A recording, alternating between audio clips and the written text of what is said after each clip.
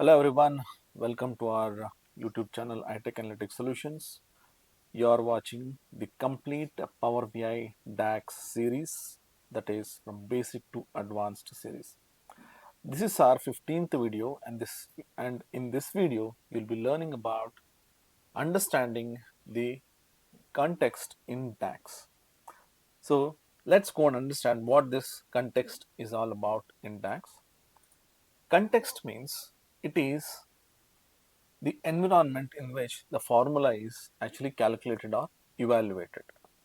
Say, it determines the values available to DAX functions which influences how the calculations are performed. So, I will show you practically how this context will actually calculate the values in Canvas. Why this context is important in DAX? Context ensures that the calculations are performed in the right scope or for the right data. Say, making it essential for accurate and meaningful results. Now let's understand what this actually means. So we'll see what is a row context with practical example. So first let's understand what is a row context. Row context refers to the context in which a formula is calculated or evaluated for each individual row in the table.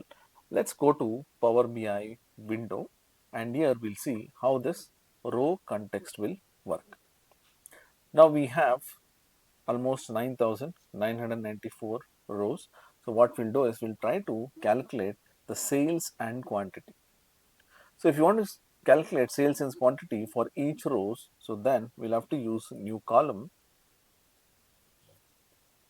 And once we get the column, so we have to multiply sales and quantity.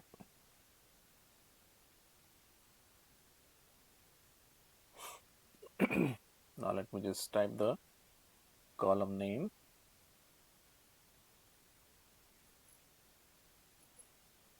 Let's call it as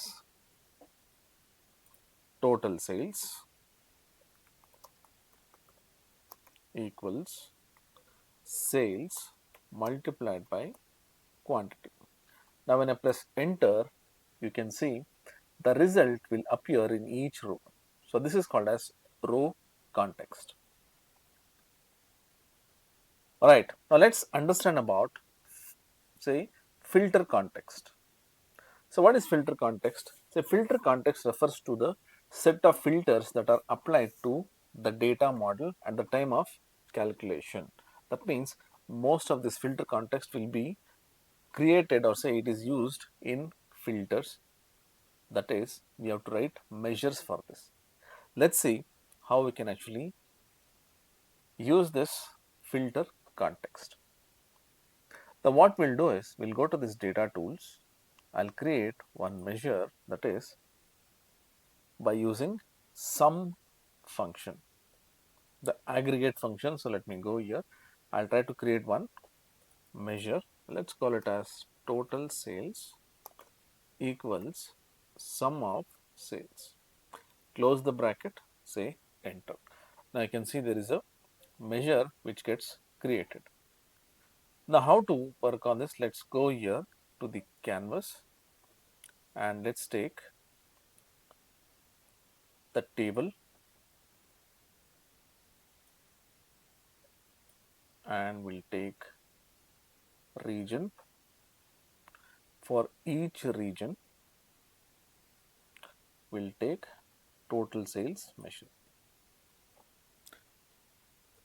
Let's try to format this. I'll just try to increase the font size so that we can see the values properly. We'll make it 20. The value is 20. Yes, I can see. We have the total values for each region. Now what we'll do, we'll try to take one filter, that is slicer. I'll add a slicer here and let's take category. Now if I select a category, you can see that the data is getting filtered. So the calculation what we're getting is based on this filter. Say if I select any of these categories, the calculation sum of sales is getting changed. You can see that depending on these categories. So this is called as filter context. So what is the conclusion? So understanding row context, filter context, and the context transition, this we'll be discussing in the next video, is very critical for mastering DAX calculations.